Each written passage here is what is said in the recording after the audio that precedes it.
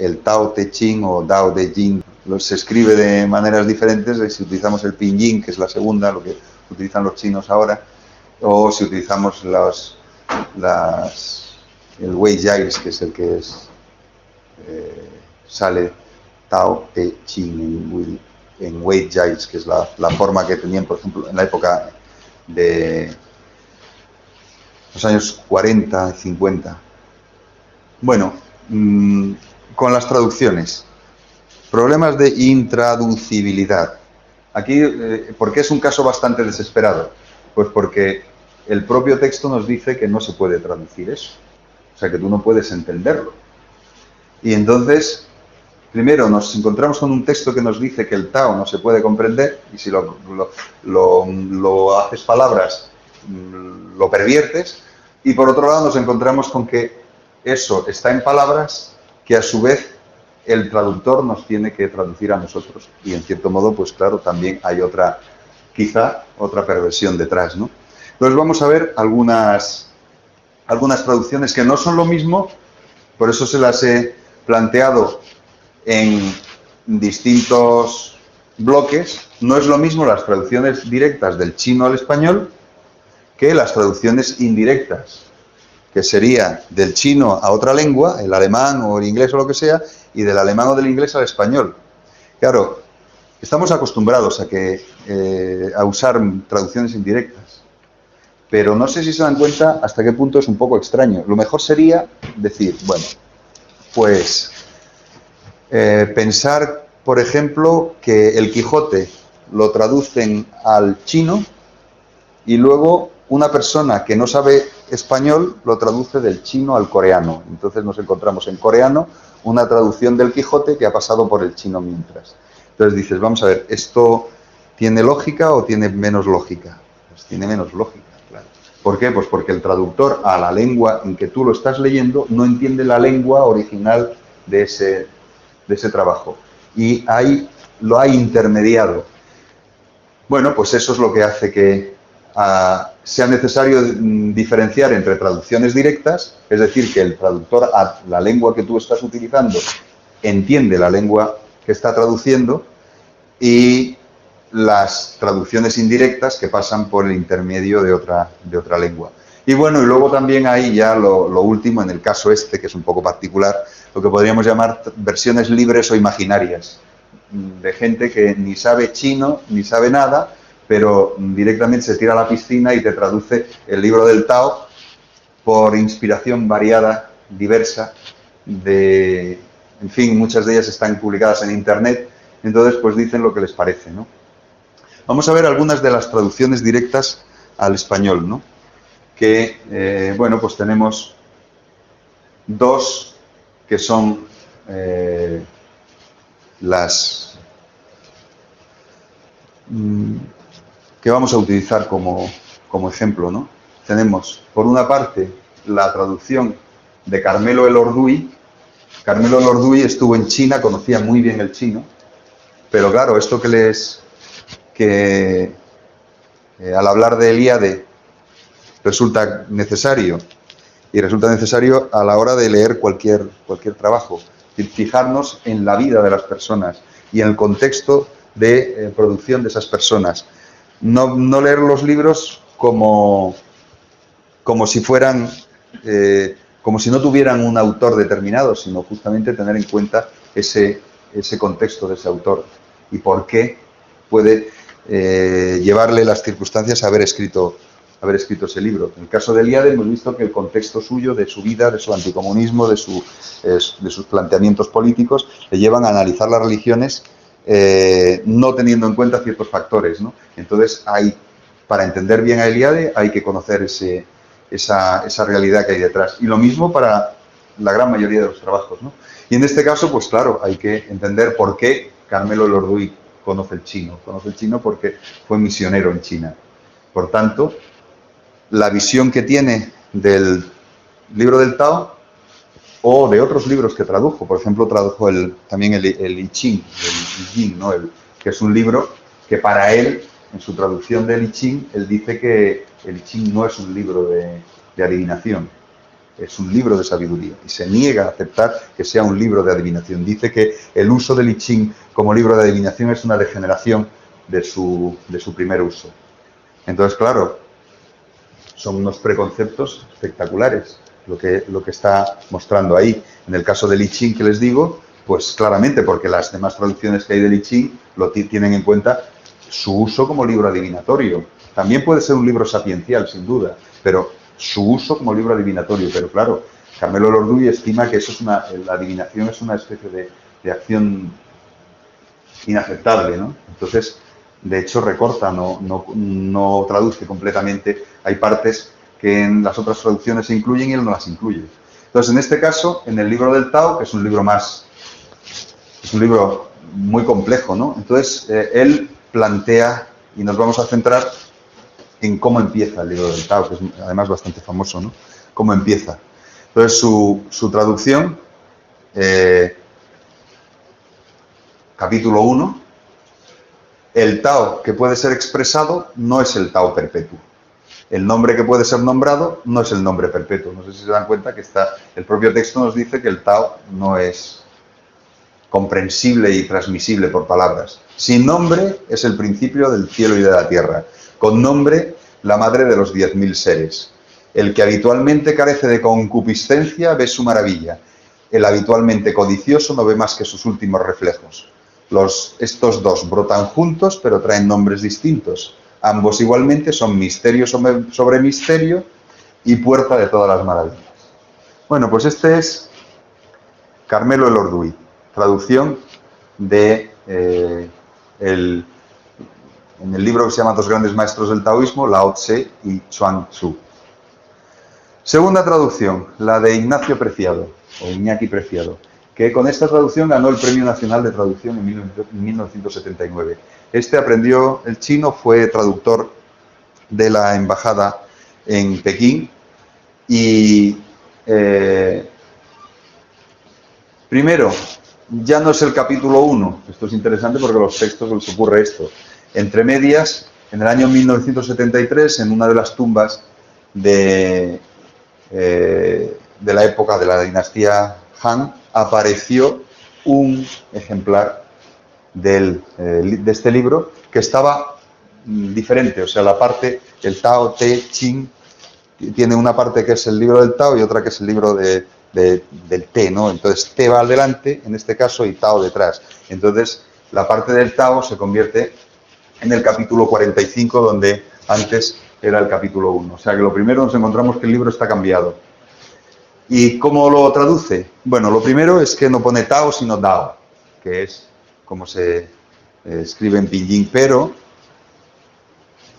en la edición no pone el libro del Dao, que a lo mejor no lo hubiera entendido, sino que pone el libro del Tao. O sea que en el título del libro pone el libro del Tao con T, pero en su traducción, donde pone Tao, donde pondría Tao o pone Tao en el caso de la traducción de Carmelo Elorduy, él pone Dao, que es como se pone en pinyin, en la forma esa. Que en realidad es que es una D que es casi una T, una T que es casi una D, entonces pues, en fin, lo ponen así, pero claro, para nosotros que la T es T y la D es D, pues no es lo mismo daoísmo que taoísmo.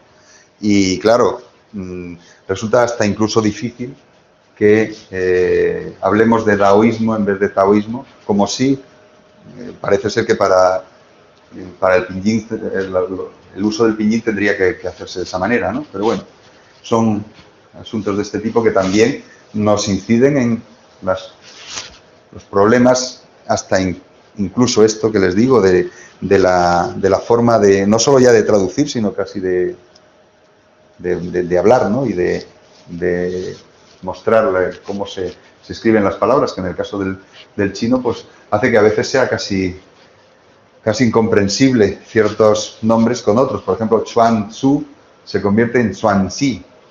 Chuang Tzu, Chuanxi. Entonces hay, pues, en fin, entre la forma pinyin y la forma Weijiais. Y no estoy incluyendo la forma que tenían los franceses, que claro, tiene que ver con cómo se pronuncian las cosas, ¿no? los franceses tenían también su forma específica, que era para parecerse lo más posible a cómo se decía en chino, pero utilizando las palabras, el francés, ¿no? Entonces, en forma escrita, como se escribe, a veces es casi incomprensible. Estamos hablando de lo mismo, ¿no? Eso en el caso chino, por eso cada vez más la gente, todo el mundo utiliza el pinyin para no liarse y para no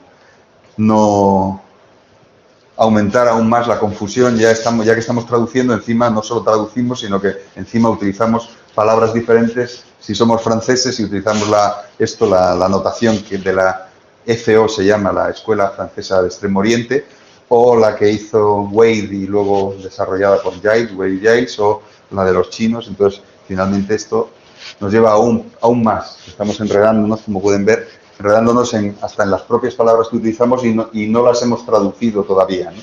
Bueno, pues, ¿cómo hace la traducción Ignacio Preciado?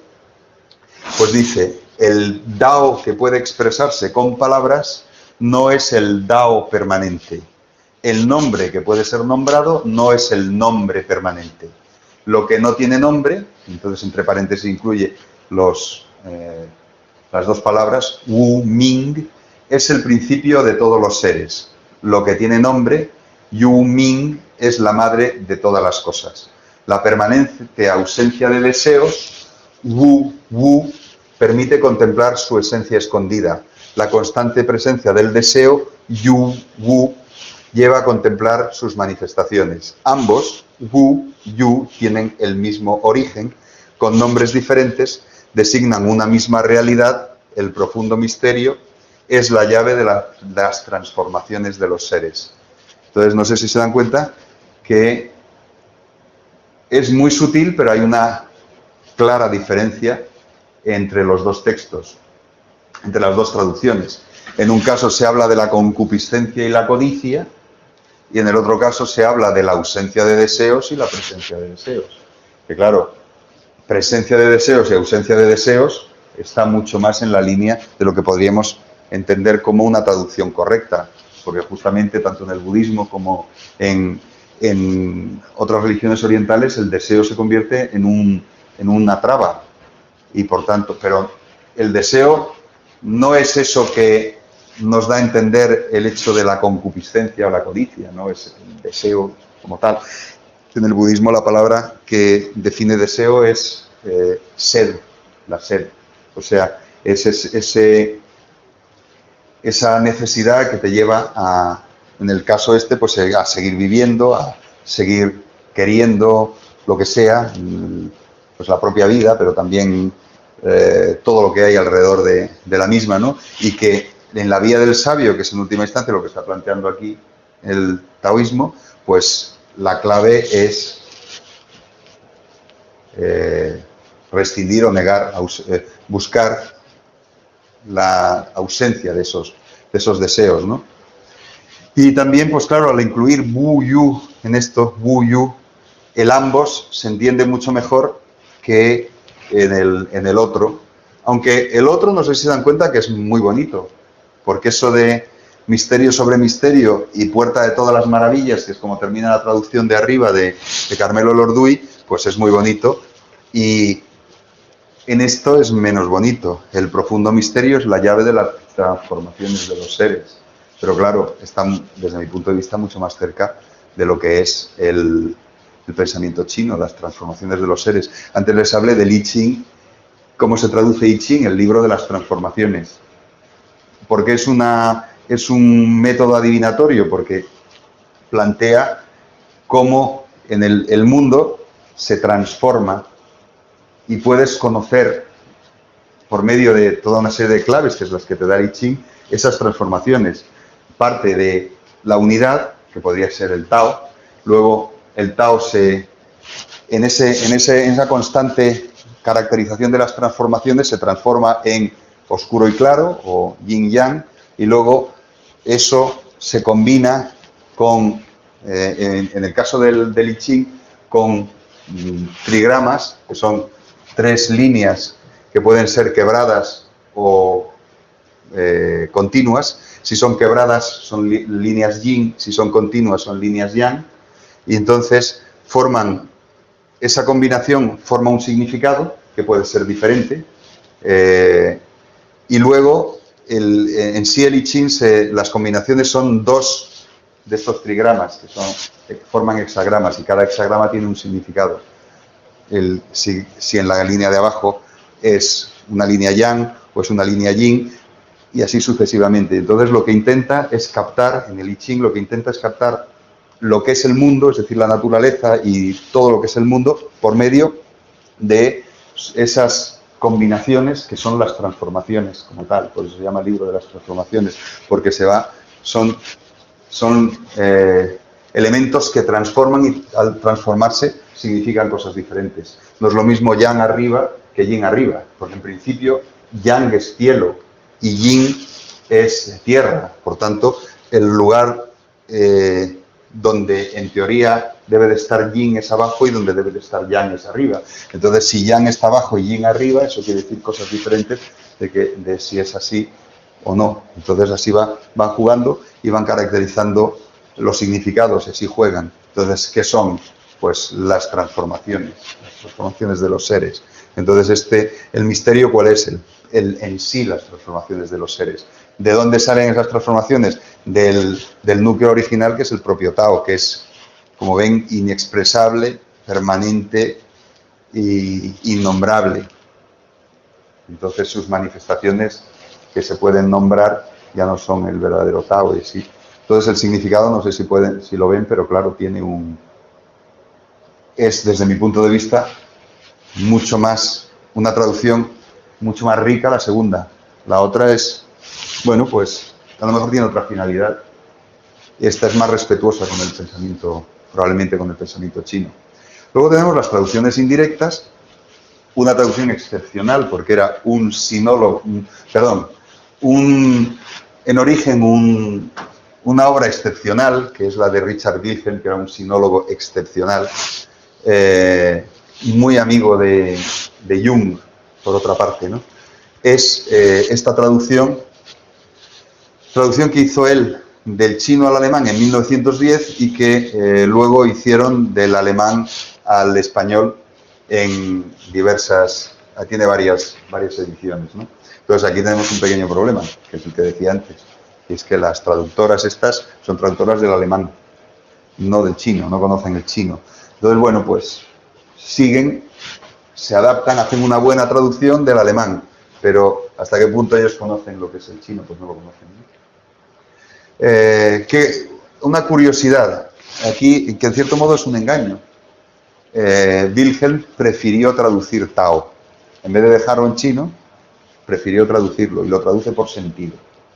Entonces, ¿hasta qué punto Tao puede reducir Tao, que te está diciendo además que no puede expresarse y que no puede pronunciarse y que no puede escribirse, encima lo traduces y lo traduces como sentido, cuando para otros podría ser orden, o para otros podría ser totalidad, o lo que sea? Entonces lo llama sentido. Entonces, claro, que dice, el sentido que puede expresarse no es el sentido eterno, el nombre que puede pronunciarse no es el nombre eterno. El no ser es el comienzo de cielo y tierra, el ser la madre de los seres individuales.